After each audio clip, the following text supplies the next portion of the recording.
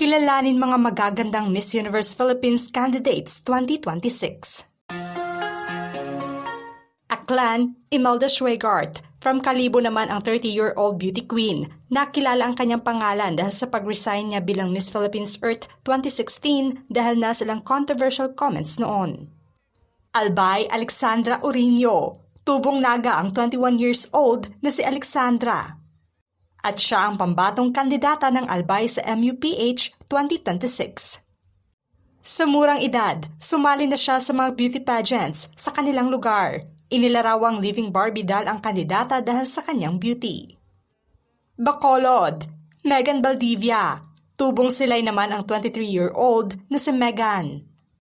At siya ang representative ng Bacolod sa MUPH 2026. Isang registered nurse ang kandidata. Sa edad na 17 years old, ang unang pagsali niya sa beauty pageant kung saan nasungkit niya kaagad ang corona. Sa ngayon ay patuloy pa rin siyang nangangarap sa pag-abot ng isa pa niyang pangarap ang masungkit ang corona ng kompetisyon ngayong taon. Bacoor, Felicia Aldana.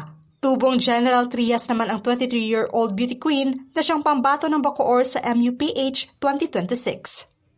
Isang professional model at alumna from University of Santo Tomas ang kandidata. Maituturing na veteranang beauty queen ito dahil naging contestant na rin siya noon sa Mutya ng Pilipinas 2024 at naging representative ng Cavite. Baguio, Roxy Smith. Tubong Baguio naman ang 28-year-old na si Roxy. Kilala siya bilang kapuso actress at sparkle artist. Hindi lamang pag-arte ang kanyang passion, kundi ang pagiging isang beauty queen din ang pangarap niya. Nanalo na siya bilang Miss Philippines Earth 2020 at elemental title holder sa Miss Earth 2020. Ngayon, susubukan naman ni Roxy ang pagsungkit ng corona ng universe. Batangas, Kathleen Caseñas. Tubong Kalaka naman ang 22-year-old na pambatong kandidata ng Batangas. Sa kasalukuyan ay isang third-year student siya at proud na siya na ang magbabandera sa kanilang lugar sa MUPH ngayong taon. Cabanatuan, Princess Hernandez. Ipinanganak sa Pilipinas, ngunit lumaki sa Calgary, Canada naman ang 22-year-old na pambatong kandidata ng Cabanatuan. Isang honors graduate naman siya ng Administrative Information Management. Proud naman siyang ibandera ang Cabanatuan sa kompetisyon ngayong taon. Camiguin, Erica Cadayday. Tubong Mambahaw naman ang 23-year-old na si Erica at siyang magbabandera ng magandang isla ng Camiguin sa MUPH 2026. Isang model, beauty queen at digital content creator ang kandidata. Cavite, Jensel Canya. Tubong Dasmariñas naman ang beauty queen. Matapos koronahang Miss Cavite, unti-unting nakilala ang pangalan niya. Marami naman ang nakaabang sa performance niya sa MUPH 2026. Cebu, Nicole Borromeo. Tubong Karkar naman ang 25-year-old at pambatong kandidata ng Cebu. Kilalang veterana na ang beauty queen sa pageant world. Noong 2022, sumali siya sa Binibining Pilipinas International at nanalo at third runner-up sa Miss International 2023. Cebu City, April Smith. From Cebu City naman ang 29-year-old beauty queen. Sa pagsabak niya muli sa kompetisyon ngayon, matatandaang sumali na rin siya noon sa Binibining Pilipinas 2016. At nagtapos ng top 15 at top 16 naman sa Miss Universe Philippines 2020 bilang representative ng Cebu. Cotabato, Clarissa Westram. Tubong Kabakan naman ang 24-year-old at pambatong kandidata ng Cotabato.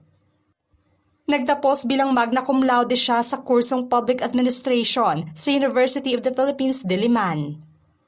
Dasmariñas, Tyra Godino. Tubong Dasmariñas naman ang 21-year-old beauty queen. Nakaabang naman ang kanyang mga taga-suporta sa pagbandera niya sa kanilang lugar sa MUPH 2026. Iligan, Trexie Rojas.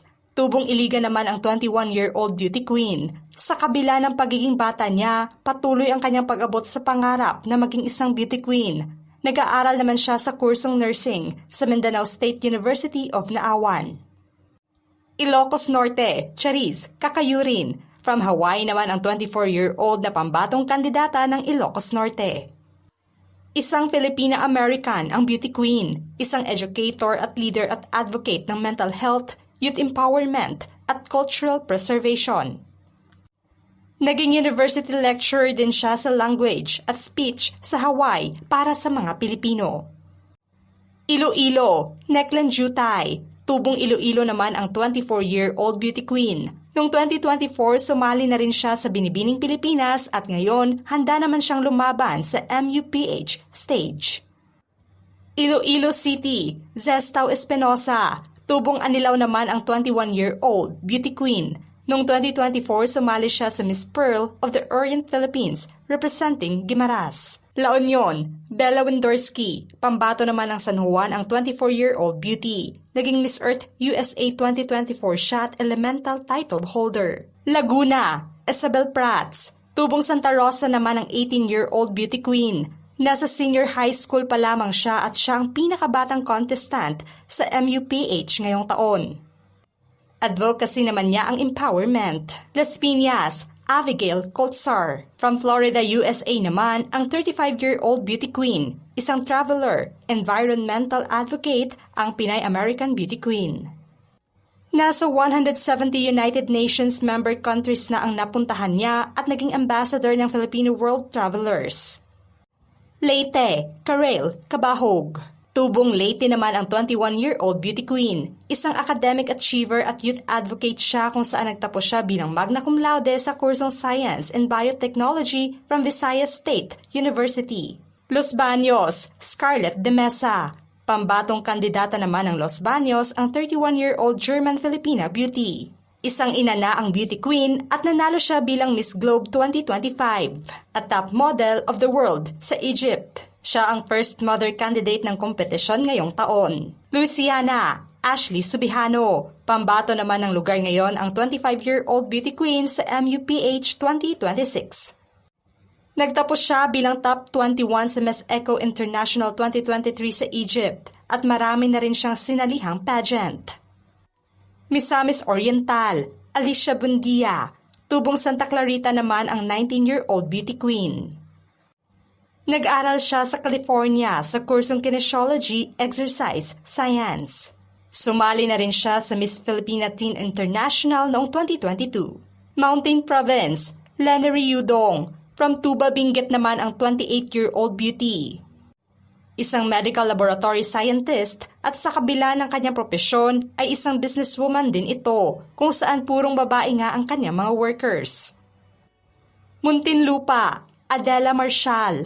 From Muntinlupa naman ang 28-year-old beauty. Isang model at beauty queen siya kung saan sumali na rin siya noon sa Asia's Next Top Model Season 6. Negros Occidental, Alexandria Colmenares. From La Carlota naman ang 22-year-old beauty.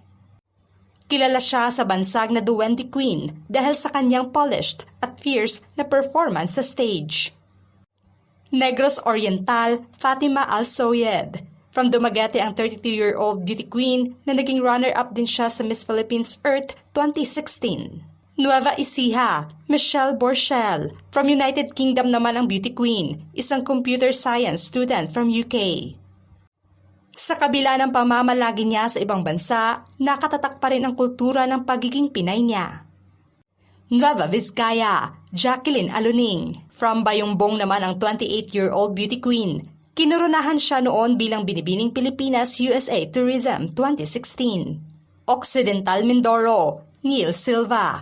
Tubong Sablayan ang 22-year-old beauty.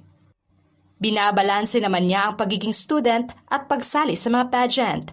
Nasa ikalimang taon na siya sa kanyang optometry course sa Santo Escolar University.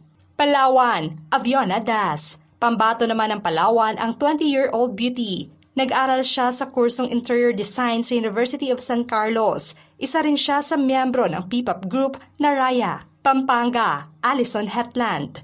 Tubong Angeles City naman ang 24-year-old beauty queen. Isang Filipina-American ang kandidata at handa nang ipamalas ang kanyang performance sa MUPH stage ngayong taon. Parañaque, Giselle De Leon. From Parañaque naman ang 23-year-old beauty queen. Proud naman siya na ibandera ang lugar niya sa MUPH stage. Pateros, Christine Marcelino. From Pateros naman ang 19-year-old beauty. May background siya sa strategic thinking at leadership. Nakaabang naman ang mga pageant fanatics sa kanya lalo na at kilalang beauty queen din ang kanyang kapatid.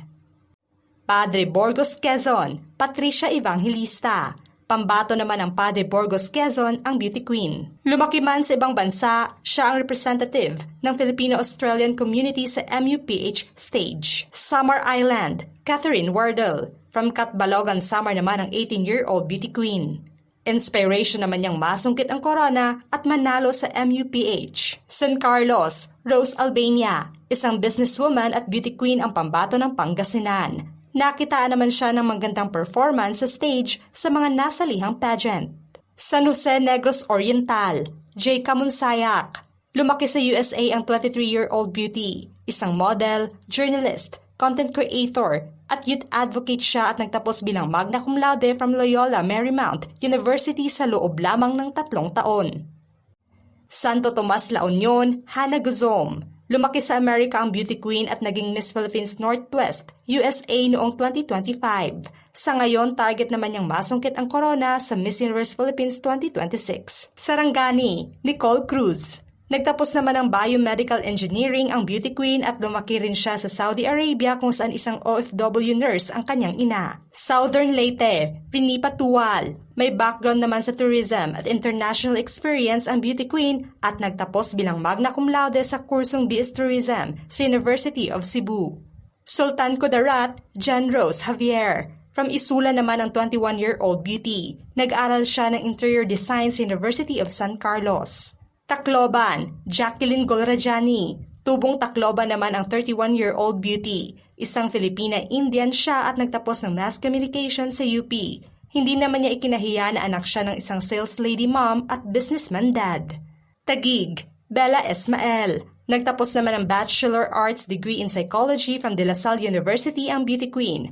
Advocacy naman niya ang equal rights. Tandag, Cristel Corios. Pambato naman ng Tandag ang 29-year-old beauty. Isang licensed psychometrician siya at isa ang mental health sa kanyang advokasya. Tarlac, Marian Arellano. Pambatong kandidata naman ng Tarlac ang 22-year-old beauty. Nagtapos din siya bilang magna cum laude sa kursong Business Administration, major in Marketing Management sa Tarlac University. Tugigaraw, Janica Aquino. Proud naman ang beauty queen na siyang magbabandera sa kanilang lugar sa MUPH ngayong taon. Siya naman ang pang-apat na beauty queen na kinoronahan sa kanilang syudad na maging representative sa MUPH stage. Anong sasabi niyo sa magagandang Miss Universe Philippines candidates 2026? Just comment below.